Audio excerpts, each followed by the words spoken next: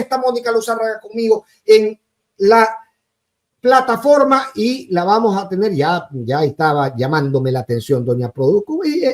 Yo creo que siente una satisfacción increíble en jalarme las orejas el equipo de doña Produco. Y bien que lo haga, porque si no yo sabrá Dios qué senda tomo si es que no me devuelven al carril. Eso es lo bonito de tener este equipo de trabajo. Bien, la pongo a Mónica entonces, que ya está en la plataforma, para saludarla, para conversar con ella. Y acá está, aquí, ese es, sí, perfecto.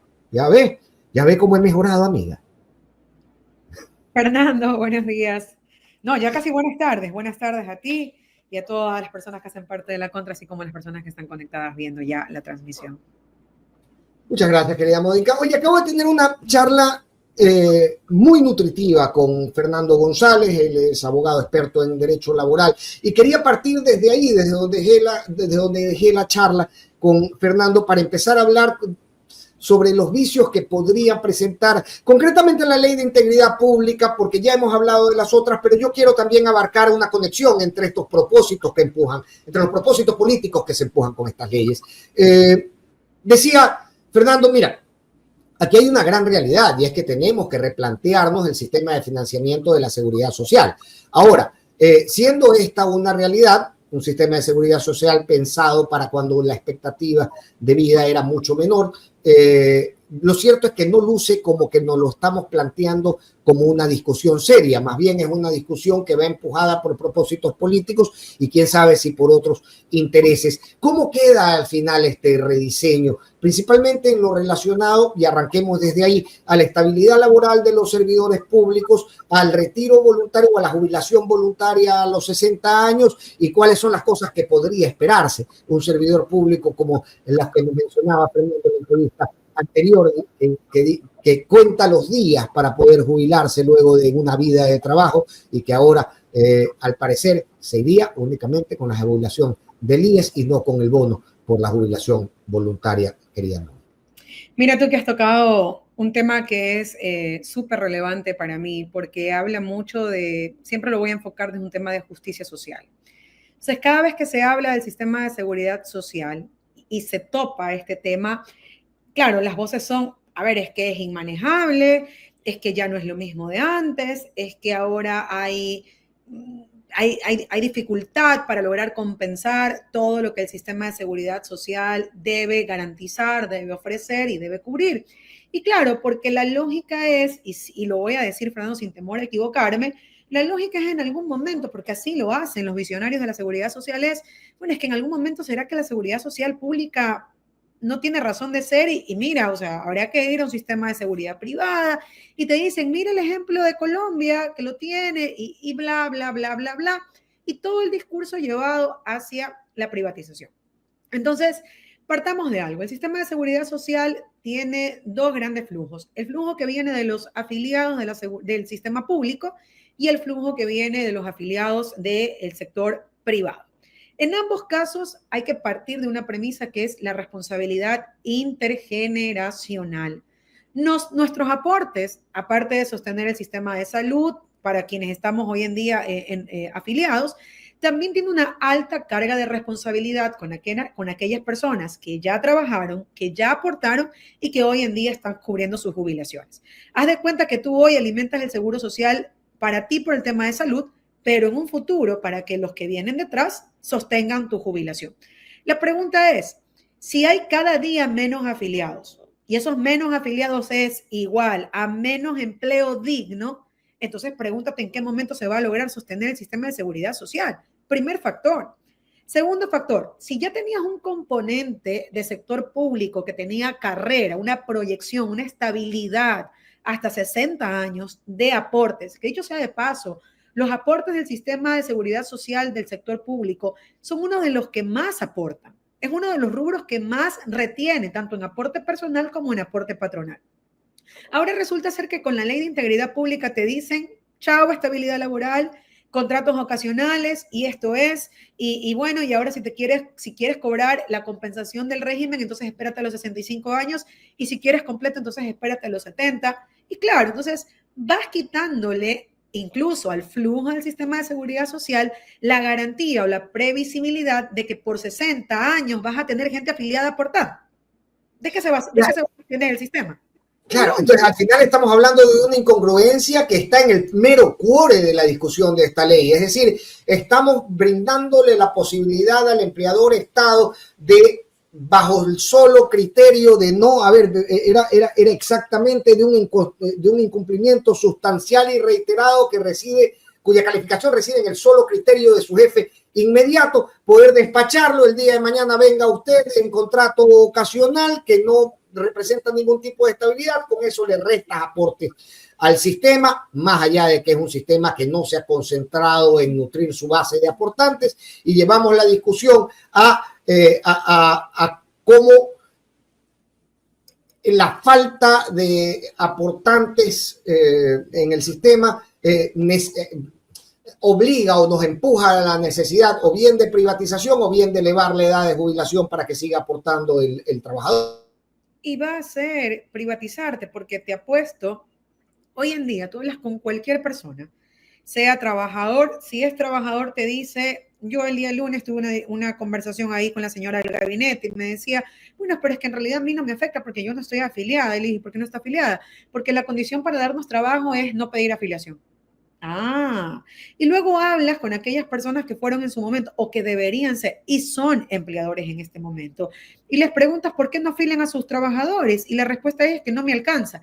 Entonces no te alcanza para garantizarles a tus trabajadores el derecho a la seguridad social, pero usufructas, los explotas y los tienes en condiciones de precariedad laboral porque, ojo, el no darte seguridad social es una forma de no tener trabajo digno, lo cual... Mira, siempre, por eso empecé diciendo es un tema de justicia social.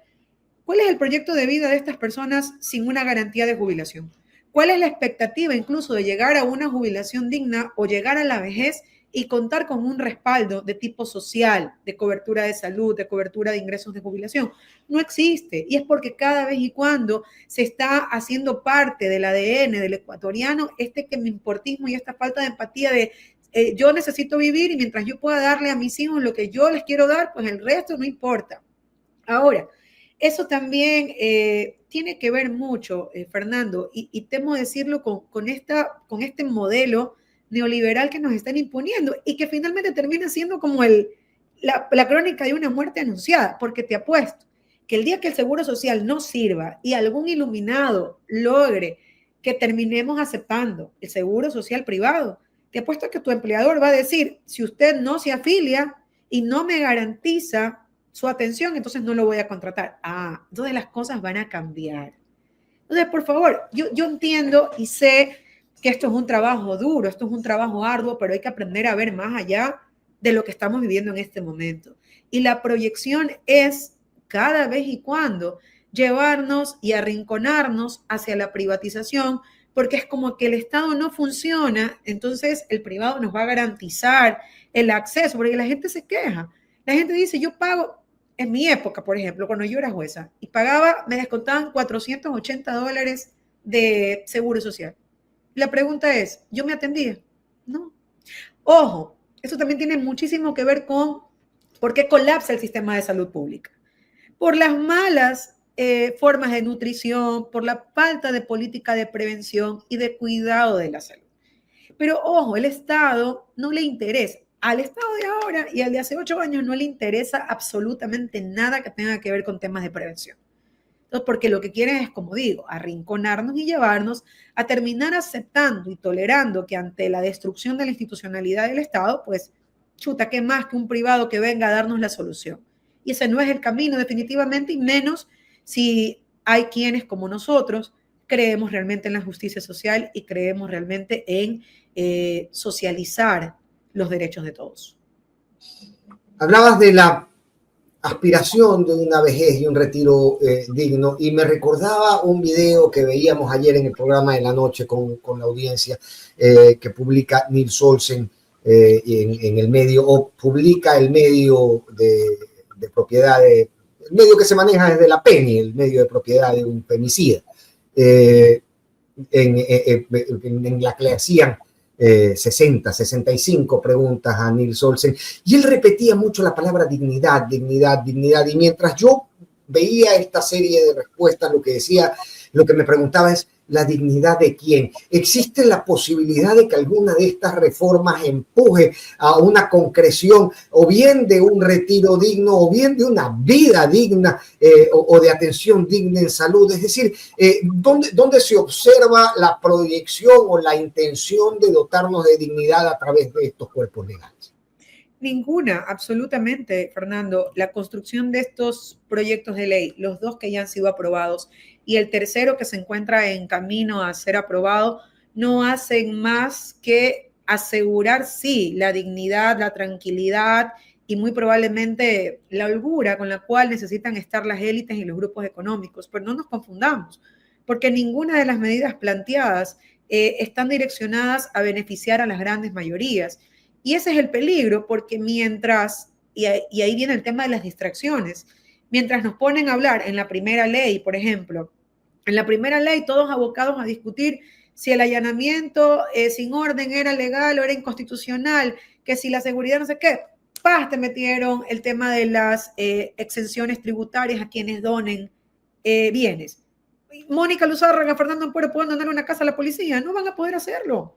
Entonces no son medidas en esa ley. ¿Medida que beneficia a las grandes mayorías? Nada.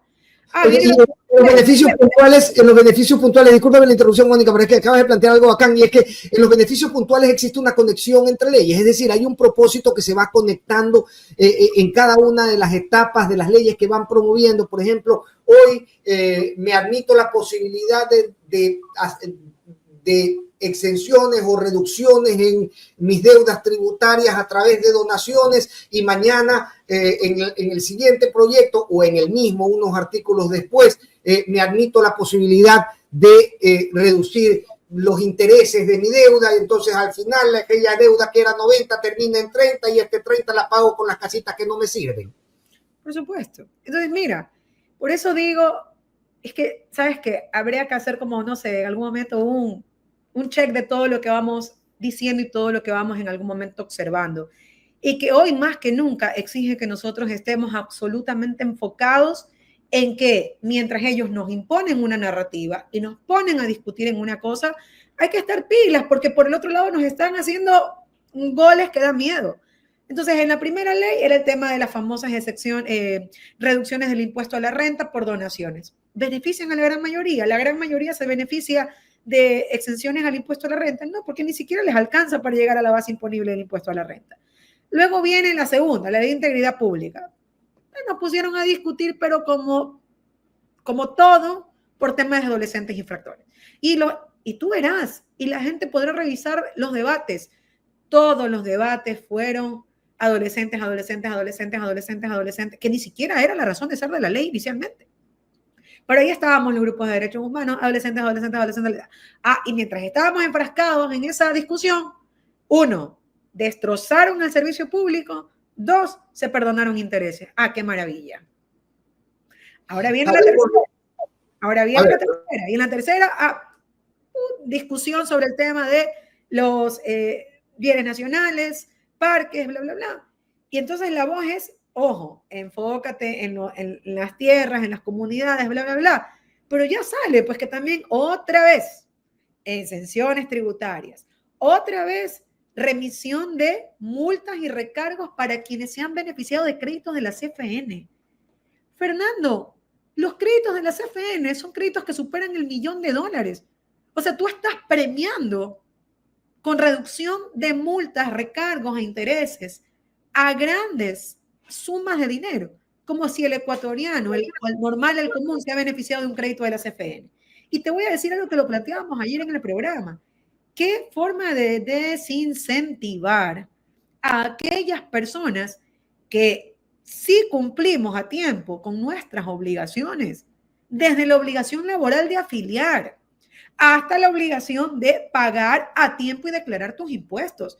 Entonces, aquí, los que hacen grandes negocios, los que todos los años facturan y no le pagan nada al Estado, no le devuelven nada al Estado, están esperando pues tranquilamente que lleguen este tipo de gobiernos, estas élites a gobernar, tranquilo que yo te voy a perdonar, te la voy a hacer fácil. ¿A qué premio?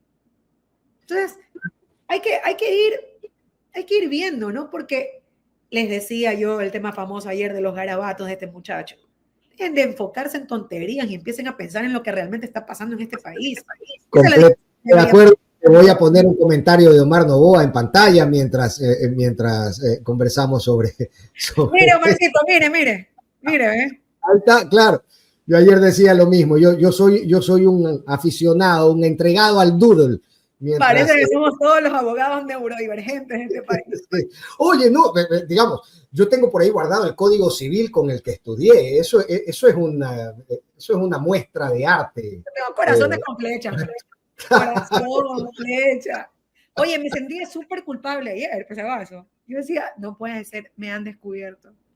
He sido la verdad es que me da, yo comparto contigo, me da para una risa momentánea, pero no me parece un gran tema nacional ni un tema que quiera una profunda discusión. Tenemos que vernos.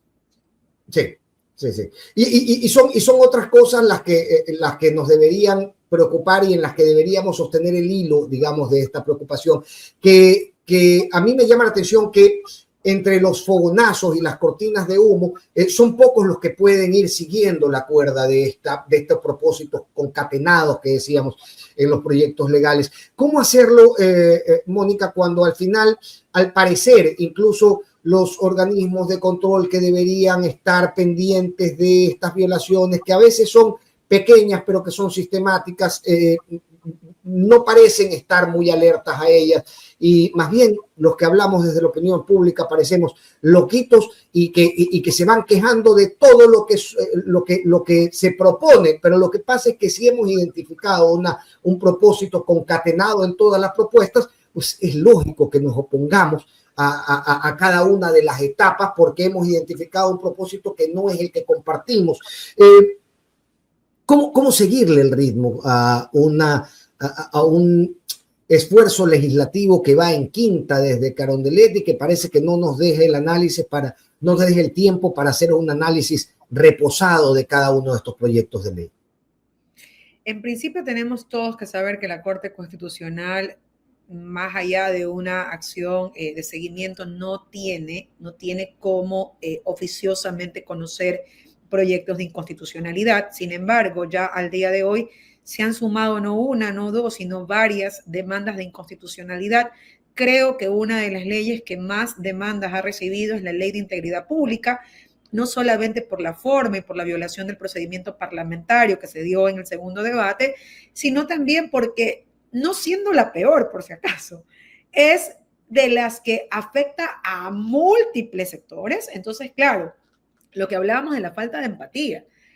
Como la ley de solidaridad nacional no me tocaba porque yo no soy delincuente, entonces me quedo callado. Pero es que ahora toca a los servidores públicos. Y aún así, hay ciudadanos que dicen, pero es que está bien porque los servidores públicos son unos vagos, y si yo no tengo trabajo, entonces ¿por qué ellos tienen que tener trabajo?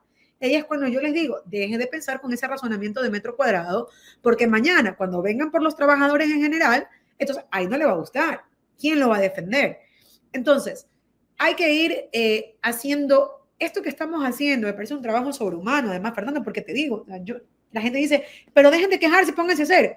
Yo trabajo, yo no vivo, yo no soy política, yo no soy asambleísta, yo no tengo cargo público, yo no tengo más que mi voz para decir todos los días, oye, está pasando esto, pero luego también lo tengo que compartir con mis obligaciones maternas, con mis obligaciones laborales, con mis clientes que me dicen, ya deje de aparecer en televisión y atiéndame. Ok, entonces, pero ojo, esto es algo que tendríamos que estar haciendo todos los que de una u otra manera nos preocupa cómo se está conduciendo nuestro país. No podemos ser los 5 y 6 que siempre hemos sido los que estamos hablando. Hay que ponernos en la tarea de incluso redistribuir el peso de las cosas que están pasando, porque si lo compartimos entre todos, muy probablemente sea más eficaz, más aún si hacemos conocer a la ciudadanía lo que está pasando.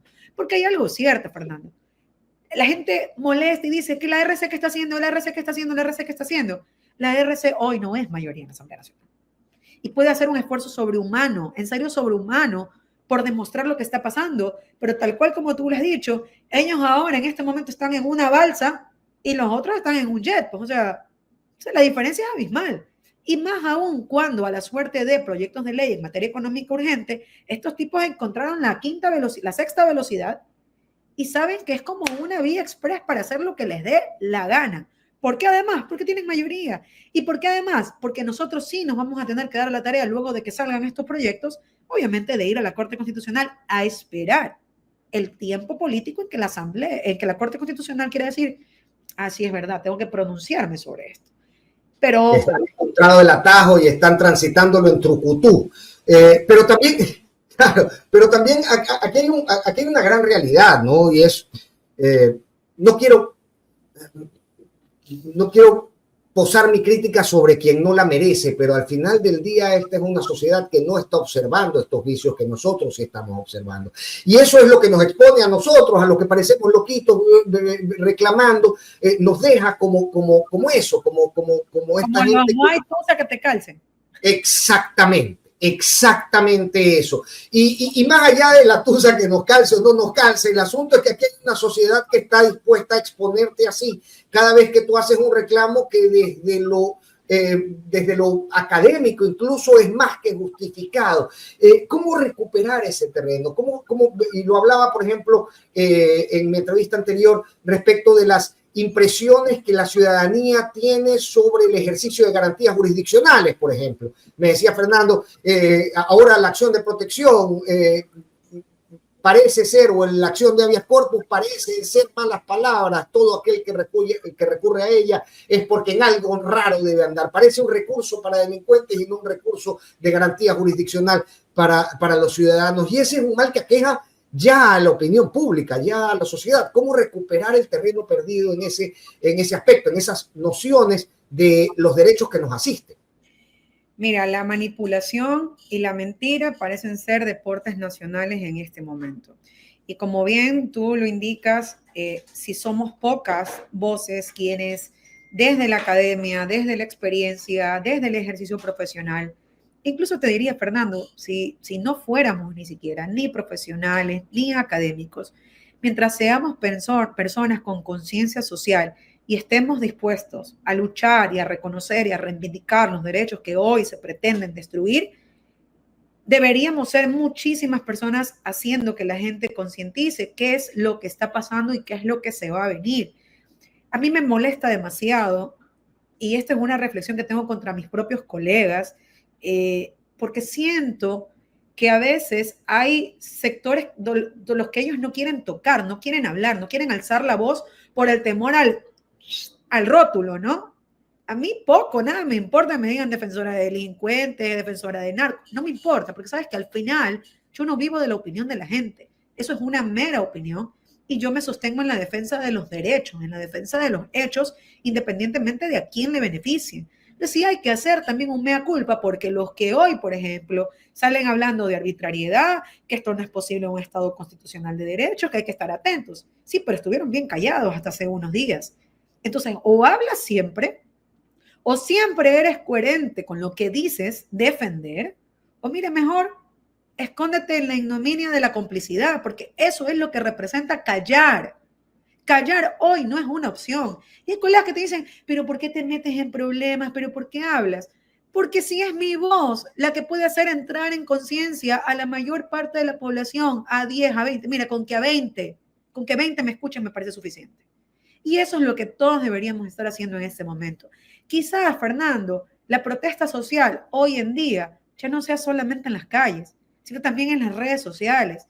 Es hacer que todas las personas comprendan qué es lo que se viene con un modelo económico y con una política tal cual como la estamos viendo ahora. Y muy probablemente eso es un trabajo articulado que vamos a tener que hacer en todos los espacios, en cada lugar que nos toque, porque, ok, ¿qué va a sentir Daniel? ¿Qué siente Daniel Noboa en este momento? Que nadie dice nada, que nadie le hace calor, que haga lo que haga, pase lo que pase, las redes sociales, que no saben lo que está pasando y que consumen los TikToks de él, que consumen los TikToks de Nils Olsen, maquillados, perfectos, bien elaborados. Esa gente no sabe lo que está pasando en la realidad. Entonces, ¿qué tenemos que hacer nosotros a la inversa? Ser la información de contraste. Y creo que sí podemos hacerlo, porque si hay algo que se puede dar la gente cuenta es que sí existimos personas coherentes que al menos no hablamos desde el privilegio o hablamos desde lo que estamos viendo por fuera de lo que está pasando, sino que estamos inmersos e incluso, te diría, Fernando, arriesgándonos a que nuestra voz se vuelva incómoda por gente que mañana pasado nos va a decir, pero yo no te pedí que me defiendas. Ok, entonces sí, hay una responsabilidad colectiva. Me lo decía el Yugo Feli Vega esta semana y proponía también, Yugo es apodo cuencano de Felipe de hace muchos años, no sé si le guste que lo llame Yugo aquí, pero me lo proponía Felipe, ¿no? Y me decía, bueno, ya el ritmo de los tiempos marca que el reclamo no solamente tiene que ser en las calles, pero en algún momento necesitamos, y yo te lo decía a Felipe también, necesitamos llevar un cable a tierra, necesitamos aterrizar en la realidad de esta indignación legítima que expresamos permanentemente en redes sociales, y lo que nos encontramos es como con resortes sociales sumamente oxidados, sin eso que llamábamos cuando crecíamos fuerzas vivas, sin sindicatos, con una academia silenciada, con poquísima participación, tal vez por miedo, tal vez por pereza, tal vez por desagrado del escenario, de los expertos que deberían de alguna manera ser un faro de luz en el camino de estos reclamos o en la puntualización de estos abusos.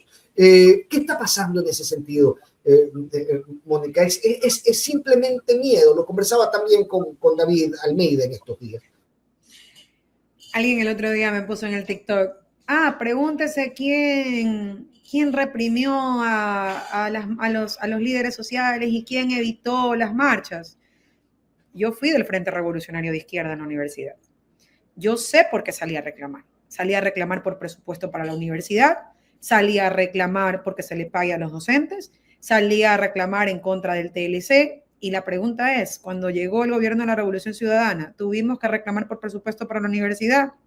No, porque ahí estuvo el presupuesto para la universidad. ¿Tuvimos que reclamar por buen trato o por pagos justos a los docentes universitarios, al magisterio? No.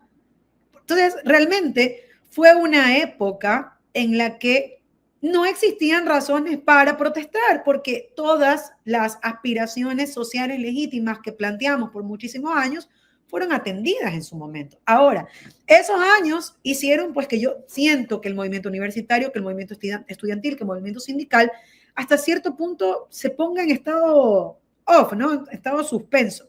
Solo quiero hacer una corrección. La academia no está silenciada porque alguien la ha silenciado, que no sea el poder del dinero, Fernando, y hay que decir las cosas como son. Hay gente de la academia que mientras tenga y pueda contar con sus espacios de poder, bien, gracias, y no voy a opinar, porque a mí me llega, ojo, mientras las universidades privadas suben y suben y suben y crecen, la universidad pública cada vez más y más hacia abajo. Mientras se crean grandes edificios hospitalarios del sector privado, les conviene pues que la salud pública no exista. Entonces, sí, en determinado formato de universidad pública. Pero ¿qué pasa, por ejemplo, si te sientas a conversar con alguien de la Andina, con alguien que está haciendo su posgrado en la Flaxo? Te vas a encontrar con gente que comparte nuestro criterio en su gran mayoría. Y luego la universidad como ente es inexistente. Las agrupaciones, incluso estudiantes, no tienen una voz lo suficientemente sólida y fuerte. Entonces, ¿qué está pasando? Porque hay esta desconexión entre un alumnado, entre un grupo de estudiantes que están muy dados a compartir estos criterios que estamos definiendo en este momento en privado, pero no encuentran canales para una expresión pública de ese rechazo. Dicen que falta un líder que movilice a las masas. Esa es a mí todos los días me ponen, ya, pero ¿y cuándo salimos a las calles? Ya, pero ¿y cuándo salimos a las calles? ¿Creen que es salir a las calles por salir a las calles? Hay que ser muy organizados. Siento yo que, mira, a ver, te digo, Fernando, cuando fue lo de los 4 niños de las Malvinas, que la gente se concentró en las afueras de la fiscalía y que yo no veo hace mucho tiempo una manifestación de esa naturaleza, yo sentí que eso fue un estallido que permitió levantar voces que incluso, no siendo ideológicamente afines a nadie, tuvieron que alzar la voz en esa situación. Entonces, siento que eso fue un momento, ¿no? ¿Qué tendría que pasar? ¿Qué tiene que pasar para que la gente reaccione, para que la gente se movilice, para que si mañana o pasado decimos, ok, nos vamos a ir a concentrar en Quito, en la plaza, lo hagamos? Solamente las circunstancias lo sabrán. Pero siento también que no hay que decirle a la gente que es fácil, porque no es fácil, porque mientras nosotros salimos a las calles y vamos a estar en las calles, muy probablemente esa persona que sea su único día de trabajo va a decir, bueno, chuta, entre salir a la calle y trabajar, pues prefiero trabajar. También las consecuencias que hoy en día representa alzar la voz, Fernando, es que no hay que también dejarlo ver. Y esto no se trata de silenciar, pero hay muchísimas personas que dicen, yo mejor no opino porque me quedo sin trabajo. Entonces, eso es lo que hay que volver a revivir como una llama, avivarlo como el oxígeno que necesita la llama para flamear, así exactamente. Es decir, a la gente, si no sales ahora, mañana no va a haber forma de salir a reclamar absolutamente nada. Pero bueno, claro. ¿qué te diré? Pero marcas el momento, ¿no? Y el momento, ese clic que hace despertar a las sociedades. Y mientras hablaba yo decía, bueno, el momento fue en 2019 cuando se golpeó la mesa y el pueblo le dijo, oye, con los subsidios no te metas. Y luego el momento fue en el 2022 cuando pensábamos que nos despertábamos y decíamos, ok, existen propuestas de gobierno que no vamos a dejar pasar como sociedad. Y luego el momento es ahora, cuando ya nos desaparecen niños con uniforme militar. ¿Cuándo es el momento? Porque al final del día tenemos ya 5 o 6 años esperando ese momento en que se reactive esta presencia de la actividad social organizada o bien en las calles o bien por los diversos canales de comunicación, y no parecen estar, digamos, construyéndose esto, o al menos está a medio construir todavía, no parece pleno. Y súmale a eso el nivel de represión que hoy en día tienen las fuerzas del orden con respecto a los manifestantes. Y esto es algo que no hay que dejar de hablar, porque el derecho a la resistencia es un derecho consagrado en la Constitución, que se lo quiere... Y la legitimación del pueblo de esa represión. Exacto, y se lo quiere criminalizar. Y de hecho, Fernando, el año pasado, en el 2024, tuvimos convocatorias, tuvimos marchas en Quito, que recuerden ustedes que cercaron todo el centro histórico y evidentemente impidieron que la gente siquiera se acerque, hacerle escuchar al residente de Carondelet lo que la gente está diciendo y que no le tiene que molestar porque es el derecho a la resistencia de las personas.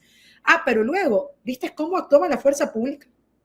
Cómo los arrastraban, cómo los golpeaban. Entonces, eso también, y eso lo hablamos en su momento cuando fue lo de el otorgamiento de más facultades, la puerta abierta a la impunidad a policías y a militares, porque para eso se presta, es una construcción que se va haciendo de a poco para que en algún momento, cuando nosotros queramos decir ya basta y vamos a las calles y vamos a alzar la voz, vendrá la fuerza pública con total garantía de impunidad a hacer y deshacer con respecto al pueblo. Ahora, que no jueguen tampoco con la paciencia y que no jueguen que no jueguen con fuego, porque están callados, están serenos, pero no sabemos en qué pueda convertirse un estallido social, ya no solamente por la expedición de las leyes, que obviamente son abiertamente contrarias a los beneficios de la mayoría, sino que no te olvides de las condiciones en las que vivimos, porque en Dubái no vivimos. En el ideal de Nabel Asín, de que vivimos y respiramos aires de libertad, en ese tipo de sociedad no vivimos. Entonces, cuidado se esté jugando con el pueblo y se esté tensando la cuerda, pensando que va a resistir, y llegará un momento que no va a resistir. Ahora, obviamente, esto también es un llamado a los movimientos que pues deben existir, deberían estar por algún lado, y que tienen que volver a hacer esos faros, te diría. Tienen que volver a hacer esos faros para iluminar y sobre todo para guiar a muchísimas más personas, ya no solamente a reclamar desde la comodidad de un teclado o desde la comodidad de una silla, como tú y yo nos encontramos en este momento, sino también a que al llamado de convocatoria a movilizarnos, a movilizarnos como fuerza civil, pues lo hagamos y que no nos den ni vergüenza ni que yo tengo otra cosa que hacer, que ahí estemos en pie de lucha para luchar por los derechos de las personas. Óyeme, esta silla no es tan cómoda. Oye, a ver, pero nos importa, y esto hablaba del momento mágico que en cabeza de Anabela Sin sucede y en cabeza de la ciudadanía tal vez es mágico, pero de magia de vudú, de magia negra, que nos ha traído a este escenario terrorífico donde las madres tienen que estar preocupadas cuando su hijo quiere patear pelota en la esquina, que no lo capte una banda criminal. Y si las urgencias son tan inmediatas, si las urgencias son tan cercanas y demandan tanta atención porque tienen que ver con lo más amado, con lo más querido, con lo inmediato, con la vida de tu familia, ¿te importa realmente cuando una ley es aprobada o es criticada o cualquier cosa que salga de la Asamblea? A mí sí me importa. A ti te importa. A mucha gente sí le importa. La gran mayoría no es que no le importa, Fernando, es que no saben, es que no conocen, se han encargado de mantener al pueblo en la ignorancia, se han encargado de manipular al pueblo, de alimentarlo, de inocularlo del odio. Hay gente que te dice cosas como que el robo dejó de ser delito desde Rafael Correa. ¿Y por qué te lo dice?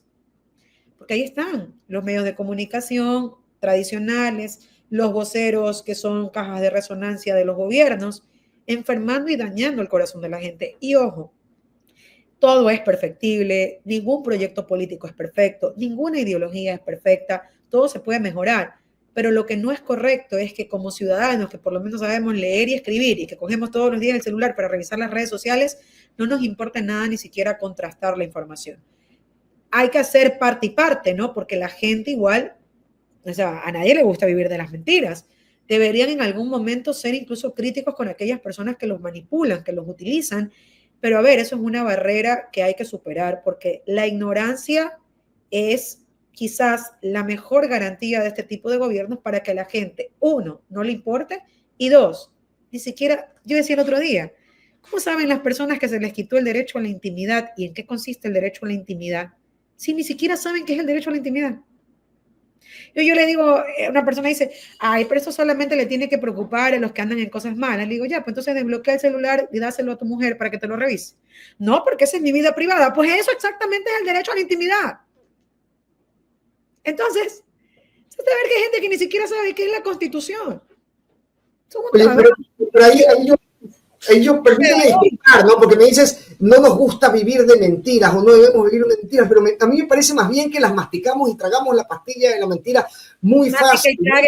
Trague, mastique. Preferimos el anuncio de una potencial posibilidad lejana de ir a hacer una pasantía a Christian Dior, mucho más que el reclamo de una política pública que me garantice trabajo estable y días de jubilación medianamente dignos.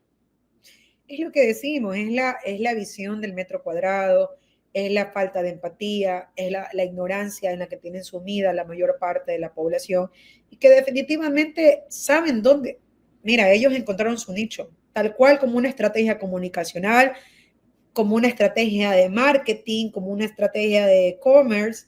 Ellos saben cuál es su nicho y lo explotarán todo el tiempo que sea necesario, porque los loquitos somos nosotros, pues, los que estamos en contra de que el Ecuador vaya para adelante somos nosotros.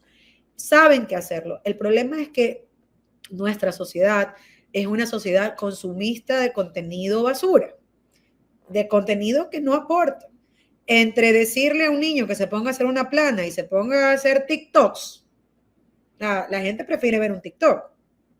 Entonces hay que rescatar eso. ¿Por qué crees que no le invierten a la educación? Porque la educación vuelve a seres humanos críticos. La educación vuelve seres humanos con conciencia. Ojo, no te estoy diciendo que todos los que han estudiado tienen conciencia social porque es absurdo, porque cada quien defiende la clase social que le importa, pero en todo caso sí te hace discriminar entre que no todo lo que te dicen es verdad. Entonces, pero a ver, ojo, esa es la construcción ideal. Eso lo que están haciendo los flash de los TikToks, la construcción del modelo de Lavinia, la Cenicienta que encontró al príncipe. O sea, perdóname, pero yo sí voy a ser muy crítica y así sigan diciendo que no, que está mal, que está mal. Ella no es lo que representa, ella es lo que se quiere vender a la población. Entonces, que la aspiración de las niñas sea ahora convertirse en algún momento en Lavinia y encontrarse en un gimnasio, un hombre millonario, no es una aspiración seria de vida. Lo conversábamos, ¿te acuerdas? En campaña. Lo conversábamos en campaña. Yo hacía el paralelismo entre las vidas de la candidata González y de la esposa del presidente. Y decía, lo conversaba contigo incluso, y yo te decía, a mí me llama mucho la atención que la gente, frente a un escenario de progreso a través del esfuerzo y el trabajo, y el escenario del golpe de suerte, se comunique más, se vincule más con el golpe de suerte. Es que es la varita, pues. No es que así funciona el cuento de hadas. No es además, los cuentos de hadas solo benefician a gente buena. Entonces, es el cuento perfecto, por si acaso. Porque los villanos somos otros. Amiga querida, perdón. Es una construcción de marketing. Esta gente sabe lo que está haciendo. Comunicacionalmente saben lo que están haciendo. Pero nosotros estamos comiendo ahí, distrayéndonos con cosas que no tienen nada que ver y nos ponen todas las semanas a hablar de las cosas que ellos quieren que hablemos. Fernando, yo te apuesto, mira, 100-1, que lo que pasó ayer con ese muchacho fue parte de. Fue parte de. ¿Tú crees? Sí. Yo siento que sí. Estoy segura. ¿Quién lo ha grabado, no? Aparte que soy media bruja, ¿no? Entonces yo digo, Ajá. Sí, yo también suelo pensar mal, y tal vez tenemos la facultad del discernimiento. Sí. No sabemos a la larga si es un defecto o no, porque nos mantiene más conscientes de los peligros. A veces otros van caminando alegres por la vida. Es una alegría que a nosotros nos cuesta un poco más. Hablábamos de la universidad, hablábamos de que no estamos construyendo ni una educación de calidad. Pero hay una colega asambleísta, yo te guardé un video, lo vi con mi audiencia un ratito antes de la primera entrevista, pero le dije, no, ¿sabes qué? Yo le voy a guardar este video a Mónica porque yo quiero que ella me le ponga subtítulos, me ayude a entender los caminos sinuosos de la reflexión de esta colega. Se trata de la legisladora Rosa Torres y de sus expresiones alrededor de cómo debería estar enmarcado en la ley y garantizada por la Constitución la paridad de género en la provisión de listas. ¿Te parece si lo escuchamos y luego conversamos un poco para que de nuevo, yo tengo la genuina aspiración de poder comprender qué es lo que quiso decir? Tal vez tú puedas explicar. De las prefecturas, de las alcaldías, ¿qué es lo que queremos promover con este código de la democracia? Primero, fortalecer las organizaciones políticas y segundo, fortalecer la representación de las mujeres y los hombres en esta normativa. Eso dice la Constitución, ¿por qué se lo quitó si ya estaba expreso ahí? Lo que hicimos nosotros, y yo lo comenté luego de la aprobación, una de las aprobaciones unánimes que hemos tenido, de las mayores aprobaciones aquí en este proyecto, fue específicamente porque se trató de corregir temas de forma, más que corregir es readecuar. Sin embargo, es importante, insisto, y soy muy enfática en esto, el código, el espíritu del Código de la Democracia, sin prejuicio a lo que ya está hablando la Constitución, que es la Carta Magna.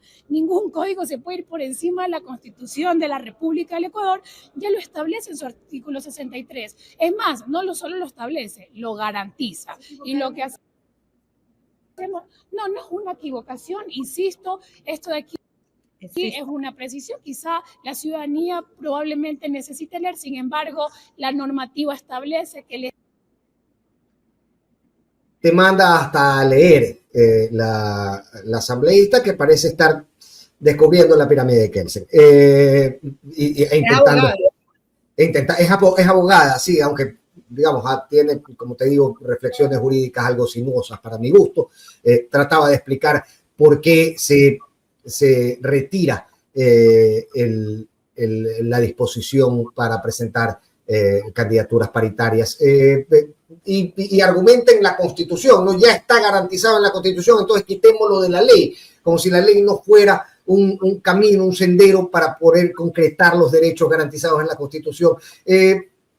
Explícame un poco sobre este retiro, Mónica, y coméntame también sobre lo que acabamos de escuchar.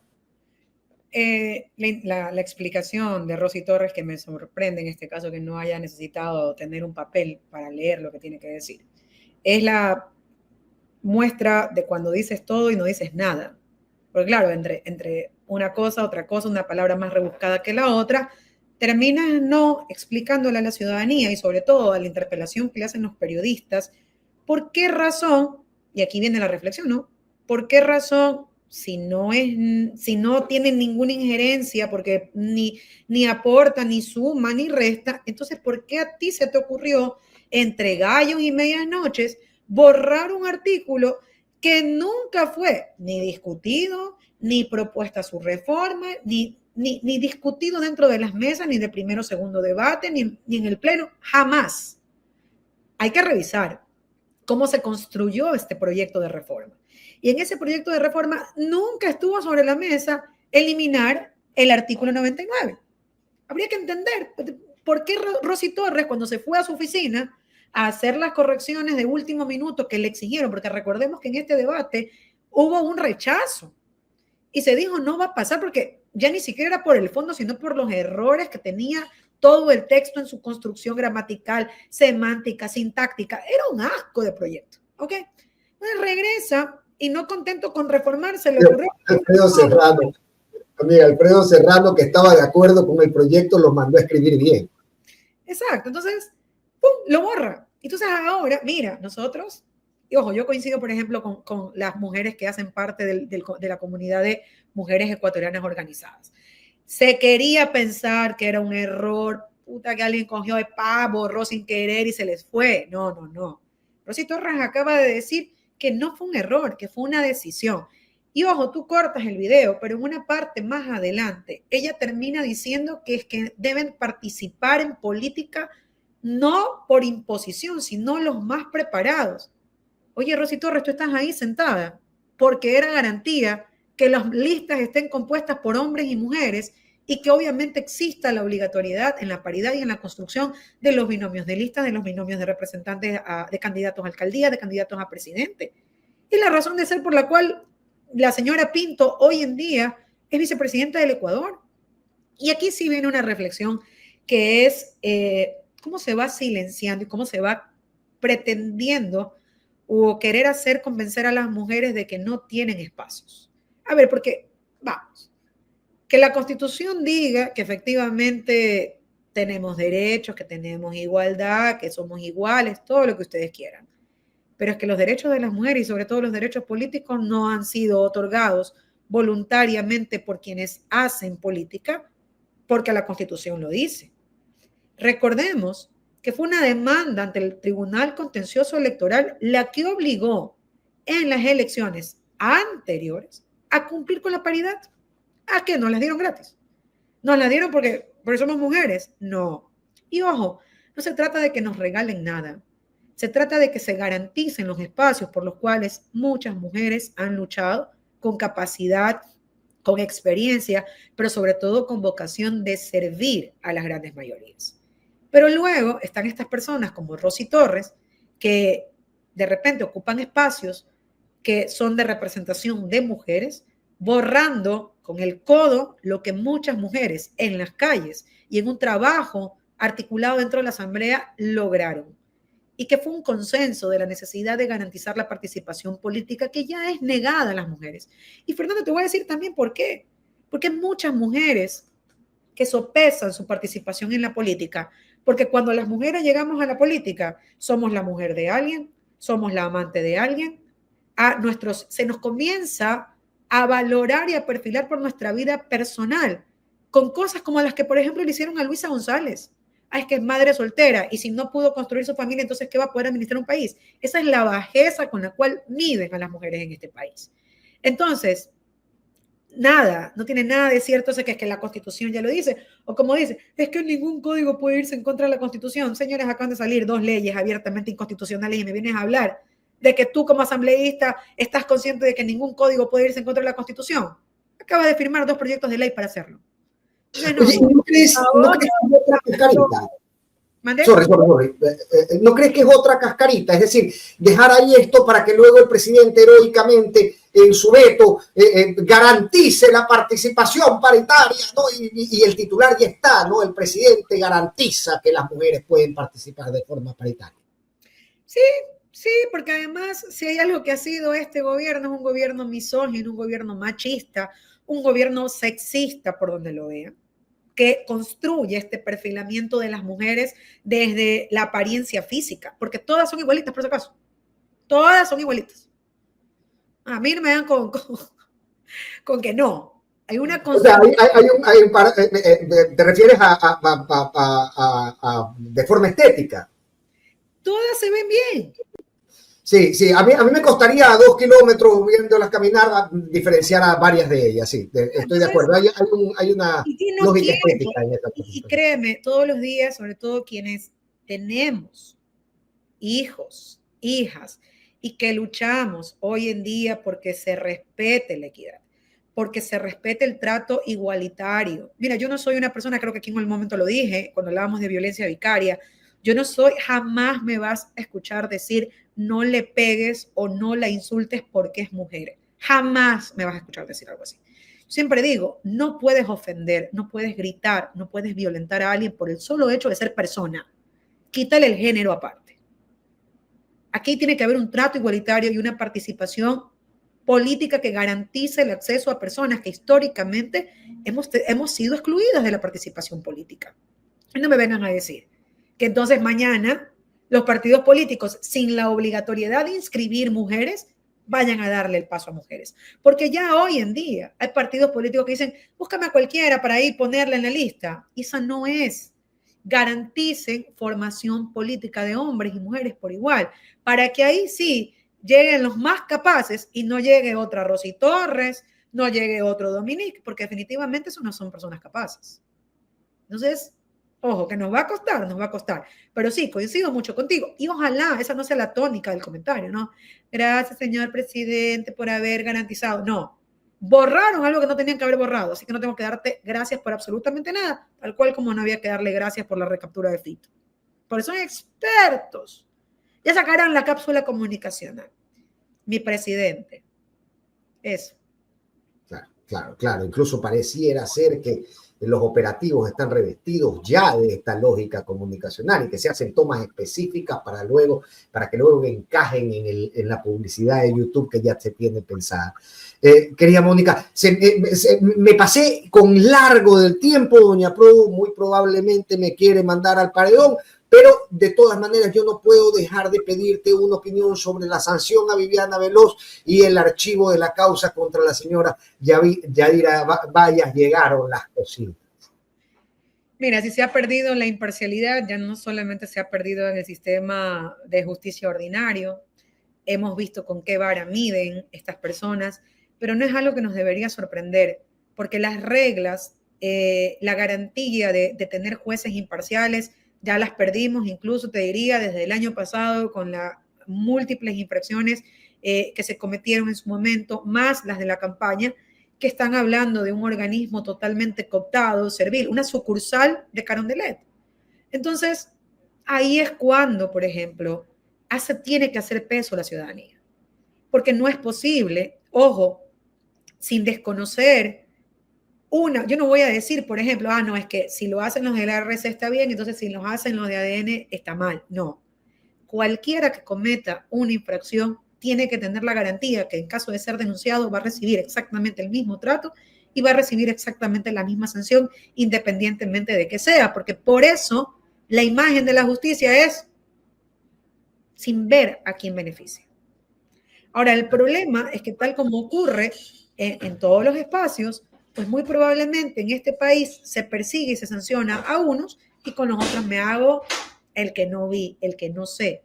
Y sí es lamentable, y es lamentable porque esos organismos seguirán cooptados, esos organismos siguen tomados y van a estar no solamente siendo serviles, sino también obsecuentes a esta forma de silenciamiento político que representa el Tribunal Contencioso Electoral. Y que hoy, por ejemplo, lo está promoviendo con orgullo el ex consejero Guarderas. Entonces, la gente tiene que darse cuenta que ese es el nivel de represión en el cual nos encontramos hoy en día, en donde si no es con la Fiscalía, es con el Tribunal Contencioso Electoral, si no es con el Tribunal Contencioso Electoral, con la justicia, te van a perseguir por donde sea, porque el objetivo es callarte y silenciarte. Tú levantas la voz, yo te persigo. Mientras estés de mi lado, nada te va a pasar. Y por eso los camiseteros seguirán cambiándose, porque pensarán que están del lado de la tranquilidad, es que no me van a tocar. Y entonces no hay que retroceder ni un paso en ese sentido. Y sí, le está pasando a Mireya, incluso también con esta posible sanción ante el CAL, lo que muy probablemente, lo que le pasó al día de ayer al ingeniero Blasco Luna en la Comisión de Participación silenciado, todas esas son formas de silenciar a la oposición. Entonces, si se los hacen a ellos y no nos parece importante, ¿qué pasará el día que nos los hagan a nosotros? Hay que alzar siempre la voz. Enlistabas una serie de deportes nacionales, hacerse el dojuco también es otro que deberíamos tener en la lista. Moni, finalmente me comprometí a hacerte esta pregunta, es de Javier Banguera, nuestro fiel seguidor, que dice sobre el profe, claro. Ayer estuvo conversando con nosotros también en el programa de la noche, don Javier. Bueno, Javier nos pregunta sobre la suspensión del derecho, supongo que se refiere al bono de jubilación decretado por el gobierno, afecta a quienes ya estaban en cese de funciones desde el 1 de julio. ¿Tendrían que regresar a completar el tiempo de trabajo antes de ese bono? Si ya habían iniciado, a ver, la ley no es retroactiva, opera para quienes a partir de la promulgación se acojan al proceso de jubilación. Aquellos que ya estaban en trámite no pudieran ser bajo ningún concepto impuesta la obligación o de que no van a recibir la contribución voluntaria porque les faltarían los 5 o los 10 años en teoría que establece hoy en día la ley que ha sido expedida y cuya inconstitucionalidad todavía no ha sido declarada. Ahora, yo invito a Javier y a todos los maestros, quizás que ya estaban en este proceso, a que no es que como a mí ya no me tocó, me salvé, ya no me tocó a mí, gracias a Dios, creemos que no pasa nada. Porque si no es por nosotros, es por los demás. Entonces, ahí hay una voz, y como bien dijo Omar Novoa en los chats, cuando se convoquen a los gremios y cuando los gremios llamen a la movilización nacional, pues así me toque o no me toque, yo no soy delincuente, yo no soy jubilada, no soy servidora pública, para el día que nos convoquen, ahí vamos a estar. Esa es la realidad. Mantener viva esa chispa, esa capacidad de indignarnos. Querida amiga, te mando un abrazo gigantesco. Cuánto me gusta charlar contigo, de verdad. Y le decía hoy a un amigo cuando le dije que me iba a entrevistar contigo, me dice, yo lo conozco en la universidad. Y le digo, si supieras que yo solamente lo conozco a través de la pantalla. Eso. Sí, llegará el momento en que compartiremos no solamente mejores días, sino mejores charlas en vivo, querida amiga. Te mando un abrazo gigantesco. Un abrazo gigante para ti y para todas las personas que están conectadas. Besito y buen fin de semana. Un abrazo, lo mismo para ti. Chao. La abogada Mónica Luzárraga nos acompañaba para analizar no solamente los proyectos de ley presentados y promovidos por el Ejecutivo, sino también sus implicaciones en la sociedad y el momento que atravesamos, el momento que caminamos, que ciertamente no luce muy agradable para la gran masa, para la gran mayoría del pueblo ecuatoriano. Hay otros que efectivamente disfrutan mucho de los frutos que les da esta cosecha de ilegalidades que promueven en el día a día, ahora que están apoderados del poder de poder construir política pública, que usualmente no se está construyendo ya desde hace varios años con la vista puesta en el bienestar colectivo, sino en el bienestar de unos pocos y los negocios de otros cercanos.